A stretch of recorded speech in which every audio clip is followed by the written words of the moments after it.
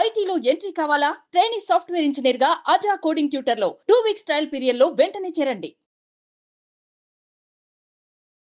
Sir నిన్న జరిగినటువంటి press meet కనుక మనం చూస్తానే ఏసీపీ విష్ణుమూర్తి చాలామంది అంటే ఆయన మాట్లాడినటువంటి మాటలు ఏవైతే ఉన్నాయో పదజాలం ఏదైతే ఉందో షాకింగ్కి గురయ్యారు. ఏంటి ఒక డిపార్ట్మెంట్లో ఉండేటువంటి పర్సన్ ఇలా కూడా మాట్లాడతారా అంటే ఇప్పటి వరకు అటువంటి కల్చర్లో ఉండేటువంటి విధానాన్ని కూడా మనం చూడలేదు.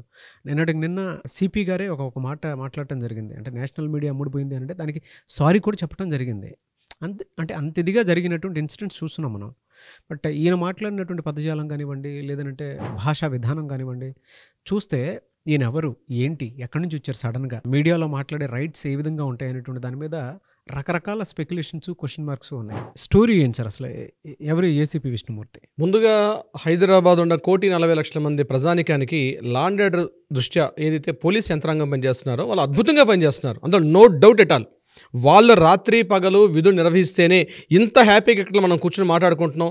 గడిచిన 5 సంవత్సరాలుగా 10 సంవత్సరాలుగా చూసినట్లయితే రాష్ట్రంలో ఏవో చిన్న సంఘటనలు తప్పించి పెద్దగా సంఘటనలు అయితే జరగలేదు.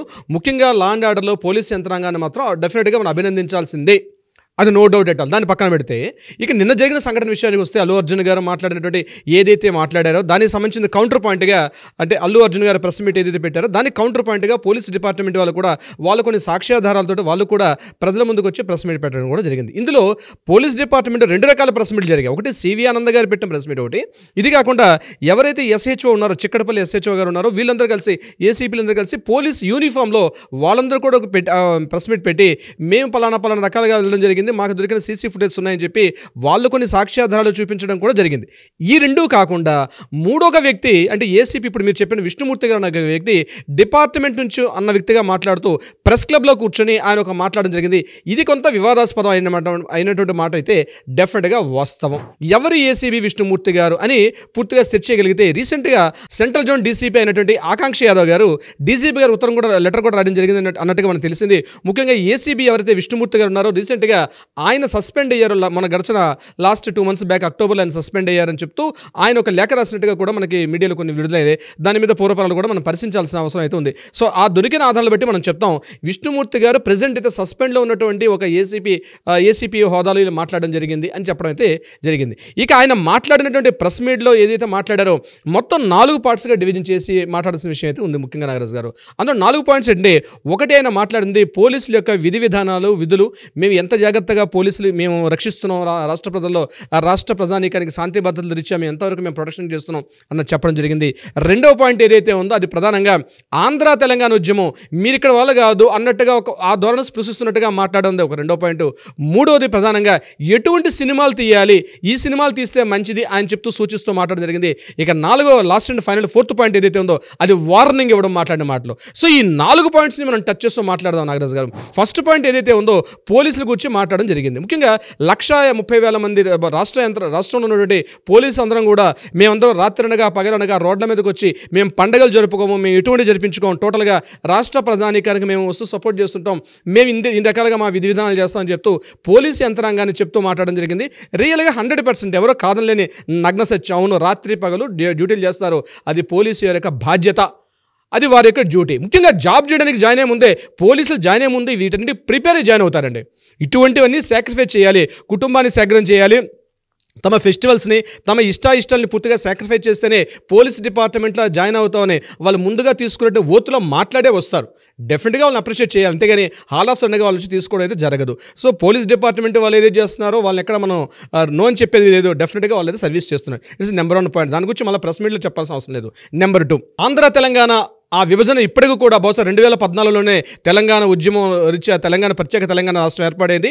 ఇది అందరికీ తెలిసిన విషయమే. ఆల్రెడీ ఒక 5 years 10 years ఒక గవర్నమెంట్ అయిపోయింది, 3rd term గవర్నమెంట్ స్టార్ట్ అవుతున్నా. ఇప్పటికీ కూడా ఆ సంకుచిత భావాలు తెలంగాణ వ్యక్తుల్లో ఉండడం మాత్రం తప్పు. మనందరం కూడా కలిసి ఉంటున్నాం, తెలుగు వాళ్ళం ఒక జాతిగా ఉన్నాం. ఇక్కడ ఈ యొక్క భేదభావం ఎప్పుడో పోయింది. తెలంగాణ ఉద్యమంలో మేము చూసినటువంటి 20 సంవత్సరాల్లో కూడా అనేక రకాలైన డిఫరెన్స్ అయినప్పుడు కూడా 2014లో వచ్చింది, 2024 10 years అయింది. ఈ 10 సంవత్సరాల పాటు ప్రజలందరం కూడా అక్కడ ఆంధ్ర వాళ్ళ తెలంగాణ వాళ్ళ లేకుండా అందరూ సోదర భావంతో కలిసిమెలిసి ఉన్నారు. కానీ ఆయన ఒక మాట మాట్లాడడం జరిగింది, ఈ జూబ్లీస్ ఉన్నటువంటి ఏవైతే ఈ ల్యాండ్స్ అన్ని ఉన్నాయో కూడా మీరు లీజ్లో ఉన్నారు, బిడ్డ జాగ్రత్త గుర్తుపెట్టుకో, ఏదో ఒక టైంలో మళ్ళీ మీరు లీజ్ అయిపోతాం, మళ్ళీ మీకు రోడ్డు రావాల్సి వస్తుందని చెప్తూ ఇదో వార్న్ చేస్తున్నట్టుగా మాట్లాడడం విష్ణుమూర్తి గారు. ఇది ఇప్పటికైనా అటువంటి భేషజాలం, అటువంటి భావజాలం ఉన్న వాళ్ళు డెఫినెట్గా తప్పించుకోవడం మంచిది. అటువంటి భావజాలాలు ఇప్పటికీ కూడా ప్రజల్లో ఆ యొక్క పద్ధతి మంచి సరైన పద్ధతి కాదు. ముఖ్యంగా ఒక అధికార స్థాయి హోదాలో ఉండి ఒక శాంతి భద్రతల పరిరక్షణగా ఉన్నటువంటి ఒక వ్యక్తి మాట్లాడడం మాత్రం డెఫినెట్గా ఖండిస్తున్నాం. అది మా ఎంటైర్ ఒక సామాన్య ప్రజానికి అయినప్పుడు కావచ్చు, అడ్వకేట్స్ కావచ్చు, ఎవరు కూడా దీన్ని హర్షించరు ఆయన మాట్లాడే విధానం ఏదైతే ఉందో. ఇక థర్డ్ పాయింట్లోకి వచ్చినట్లయితే సినిమాలు ఏ సినిమాలు తీయాలి, ముఖ్యంగా ఆయన తీసినట్టు పుష్ప సినిమా 1 చూసినట్టున్నారు. అందులో పోలీసు ఉన్నటువంటి ఒక వ్యక్తిని, అంటే నటించిన వ్యక్తిని, ముఖ్యంగా ఆ పాత్రని కాస్త కించపరచు మాట్లాడని చెప్పి ఎటువంటి సినిమాలు తీయడానికి మీరెవరు సార్? ప్రజలు ఇష్టం లేక కదా ప్రజలు రిఫర్ చేస్తారు, రిటర్న్ చేస్తారు ప్రజలు. అది ఒక వ్యాపారం, నిజంగా ఫక్తు వ్యాపారం. నచ్చితే సినిమా చూస్తారు, నచ్చకపోతే సినిమా చూడడం మానేస్తారు. అది వ్యాపార రీచ్. ఈ సినిమాలు తీయాలని చెప్పి మనమేం ఉత్తర కొరియాలో లేవు సార్, మనం కింగ్ గవర్నమెంట్లో లేమని. ఇక్కడ ఎవరు స్వేచ్ఛా స్వాతంత్రాలు ఇక్కడ ఏ సినిమాని తీసుకుంటారు, దానికంటూ సెన్సార్ బోర్డు ఉంది. సెన్సార్ బోర్డు సర్టిఫికేట్తో వచ్చిన సినిమాలు అవన్నీ కూడా. సెన్సార్ బోర్డు సర్టిఫికేట్ వచ్చిన సినిమాలు డెఫినెట్గా సెన్సార్ గవర్నమెంట్ ఇచ్చింది, సర్టిఫికేట్ ఇస్తే వచ్చినటువంటి సినిమాలు అవి. సో సెన్సార్ గవర్నమెంట్ కూడా ఆయన సెన్సార్ ఉందో లేదో తెలియదు అని చెప్తే ఆయన మాట్లాడడం ఒక స్టేట్మెంట్ కూడా తప్పు. మీరు కూడా ఒక గవర్నమెంట్, ఒక ప్రభుత్వ ఉద్యోగి, ఒక ప్రభుత్వ సేవకుడు, మీరు కూడా ఉండి మీ పక్క డిపార్ట్మెంట్ సెన్సార్ డిపార్ట్మెంట్ కూడా మీరు సూచించడం తప్పు. ఎందుకంటే సినిమాలు రిలీజ్ అయినాయి, ఆ సినిమా కరెక్టా రాంగా రైట్ అని ప్రజలు నిర్ణయిస్తారు. ఇట్స్ వ్యాపారం. నచ్చలేదు అనుకోండి ప్రజలు రిజెక్ట్ చేస్తారు, నచ్చింది అనుకోండి సినిమాలు వస్తుంటాయి. ఇది దేశవ్యాప్తంగా ఉన్నటువంటి మనకంటూ ఒక సిస్టము, ఒక జ్యుడిషియల్ సిస్టమ్లు ఇవన్నీ కూడా పనిచేస్తుంటాయి. సెన్సార్ బోర్డ్ అయినా, పోలీస్ డిపార్ట్మెంట్ అయినా, లా అండ్ ఆర్డర్ అయినా, ఇంకొకటైనా అందరూ కూడా పనిచేయాల్సిందే. మీరు ఇటువంటి సినిమాలు తీయాలి, ఇటువంటి సినిమాలు చేయాలని చెప్పి మీరు ఎవరండి అసలు? Your also common man. So మీరు చెప్పడానికి మీకు రైట్ లేదు. మీరు డిపార్ట్మెంట్ పరంగా మాట్లాడడానికి వచ్చింది. అల్లు అర్జున్ గారు ఈ సినిమా తీశారు, రేపు ఇంకో వ్యక్తి సినిమా తీస్తాడు, ఈ సినిమాలు తీయాలని చెప్పి ఎక్కడ సెన్సార్ యొక్క నియమ నిబంధనలకు అనుగుణంగా ఉందో లేదో ఇంపార్టెంట్. కానీ ఇటువంటి సినిమాలు తీయాలి, పారంజిత్ గారి సినిమాలు తీయాలి. పారంజిత్ గారి సినిమాలు ఎలా ఉన్నాయో కూడా మనం విచారణ సినిమా ఉందో చూస్తే మనకు అర్థమవుతుంది పారంజిత్ గారి సినిమాలు ఎలా ఉంటాయో. మీరు జై భీమ్ లాంటి సినిమాలు తీయాలి, జై భీమ్ లాంటి సినిమాలు తీసి అవి కూడా వస్తాయి, ఇవి కూడా వస్తాయి. ప్రజలు వీటిని ఆదరిస్తారు, వాటిని ఆదరిస్తారు. అంతేగాని ఇటువంటి సినిమాలే తీయాలి, ఈ రకంగా ఉండాలని చెప్పడానికి మీరు ఎవరు సార్? మీరు అసలు మీకు ఏ సంబంధం? మీరు డిపార్ట్మెంట్ పరంగా ఈ సంఘటన జరిగింది, దీనికి సంబంధించి మీరు మాట్లాడాలి. ఇక last and final fourth point, warn చేయడం ఇస్ వెరీ వెరీ ఇంపార్టెంట్. మీరేమి మావోయిస్టులు కాదు, మీరు నక్సలైట్స్ కాదు. మీ రీల్స్ కట్ చేస్తాం బిడ్డ, ఏమిటండి ఆ వర్డ్? మీరు డిపార్ట్మెంట్లో ఉన్నారా? మీరు ఏమన్నా నక్సలైట్గా, మీరు మావోయిస్టు ముసుగేసుకున్న వ్యక్తులు మీరు ఏం మాట్లాడుతున్నారు? ప్రెస్ క్లబ్లో ఉన్నటువంటి వెనక బ్యానర్ పెట్టుకుని మీరు మాట్లాడేది, మీరు వార్న్ చేస్తారా? మీరు రాజకీయ నాయకుడా, లేకపోతే మీరు పోలీస్ ఆఫీసరా? మీరు ఏం మాట్లాడుతున్నారు? మీరు మాట్లాడే విధానం ఏంటి సార్? అసలు ఆయన మాట్లాడే విధానం, బిడ్డ రీల్స్ కట్ చేస్తాం, ఎవరు రిటర్న్ చేస్తాం, అందరు రీల్స్ కట్ చేస్తాం. ఏం కట్ చేస్తారు మీరు? ఏం రీల్స్ కట్ చేస్తారు? 130,000 మంది పోలీస్ డిపార్ట్మెంట్. అవునండి, రాష్ట్రంలో కొన్ని అత్యవసర సేవలు ఉంటాయి. పోలీస్ డిపార్ట్మెంట్, హెల్త్ డిపార్ట్మెంట్, జర్నలిస్టులు, మీలాంటి జర్నలిస్టులు, అదేవిధంగా డాక్టర్స్, వీళ్ళందరూ కూడా అత్యవసర సేవలు. వీళ్ళు ఎప్పుడు కూడా ఏం చేయరు, వీళ్ళని చూసుకుంటుంది ప్రభుత్వం. మీరు దాన్ని ఫిక్స్ అయ్యే డిపార్ట్మెంట్కి వచ్చారు. మీరు ఆ డిపార్ట్మెంట్కి వచ్చిన తర్వాత మేము 130,000 మంది వచ్చి మేము వార్న్ చేస్తాం అంటే మీరు యంత్రాంగం మీ చేతిలో తీసుకుంటారా?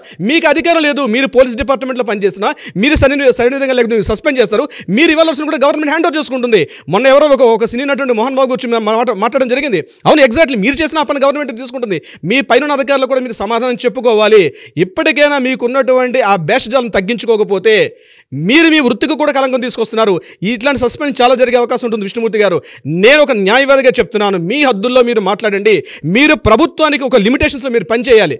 మీరేమి ఫ్రీడమ్గా మాట్లాడే ఒక పొలిటీషియన్ కాదు. ఒకవేళ పొలిటీషియన్ అనుకోండి, మీ జాబ్ గ్రీన్ చేసి జాయిన్ అవ్వండి పొలిటీషియన్గా. అప్పుడు మీరు ఒక ఉద్యమాలు చేస్తారో ఏం చేస్తారో మీరు చేసుకోండి. అంతేగాని ఒక డిపార్ట్మెంట్లో ఉంటూ మీరు మాట్లాడే మాటలు ఏవైతే ఉన్నాయో డెఫినెట్గా అందరూ కూడా ఖండించాల్సిందే. ఎప్పుడైతే నిన్న విష్ణుమూర్తి గారు నిన్న ప్రెస్ మీట్ పెట్టడం జరిగిందో, ఇమ్మీడియట్గా రేవంత్ రెడ్డి గారు కూడా ఒక ట్వీట్ చేయడం జరిగింది. ఎవరైతే అఫీషియల్గా ఉన్నటువంటి పోలీస్ డిపార్ట్మెంట్ వాళ్ళు వితౌట్ మై ఇన్ఫర్మేషన్ లేకుండా, నాతో మాట్లాడకుండా, పైన ఉన్నటువంటి ఆఫీసర్స్కి అనుమతి లేకుండా ప్రెస్ మీట్స్ పెట్టకూడదని చెప్పి నిన్న రేవంత్ రెడ్డి గారు కూడా అఫీషియల్గా ఒక ట్వీట్ చేయడం కూడా జరిగిందని కూడా తెలిసింది. నాగరాజ్ గారు.